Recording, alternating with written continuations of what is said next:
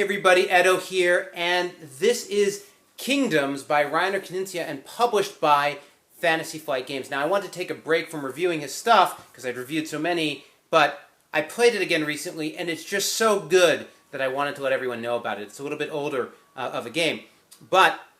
So this is a 2 to 4 player strategy game, or tactics and strategy game, where you're essentially trying to score the most points by filling up this kingdoms with tiles and then scoring them between the players.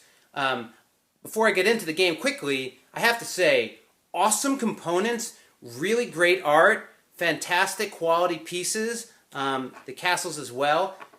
Everything comes with bags. The board comes with a bag. Like, this is a really nicely produced thing.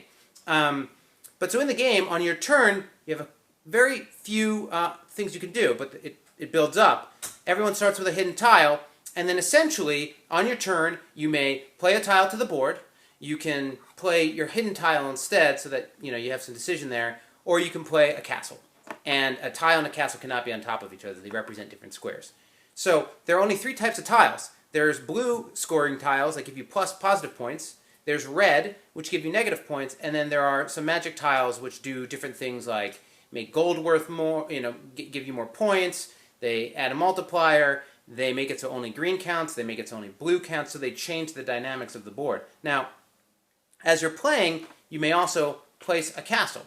And so basically what you're doing is, at the end of each epoch, you are scoring. You score every row of the board vertically and horizontally. Now, this makes for a lot of math and adding, but it really gives this fun thing where the choices you're making when you're playing the board benefit and hurt all players at the same time, because you're trying to score different rows. And in terms of scoring, you add or subtract all the total points. So if I put some more out here, this might be worth, let's say I have this. So you multiply it by the number of castle points you have, and there's a 1, 2, 3, and a 4. So this is, if I'm here, green gets 1 times the sum here. So this is 5 plus 6 is, 11, 12 minus 5 is 7, right?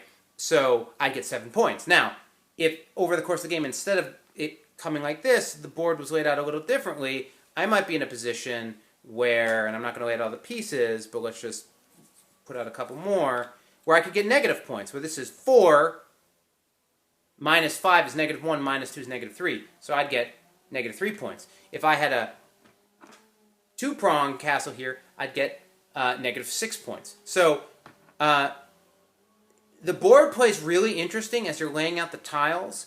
You get to pull back all your low-scoring single castles at the end of each round, but you leave on the heavy-scoring ones. You clear them, but you don't get to use them again. And it's fast, fun, quick decisions, but board placement's really important, and it's that thing he loves doing where as you get further in, you have more information, and you're trying to hold back your, battle lines, Lord of the Rings of Confrontation, Lost Cities. These are all great games where you're trying to hold out as long as you can to gain as much information as you can to maximize your outcome. And it's a lot of fun. So, Kingdoms, check it out. Great quality, great game. Subscribe, share, all that jazz. More importantly, play some good games. Thanks. Bye.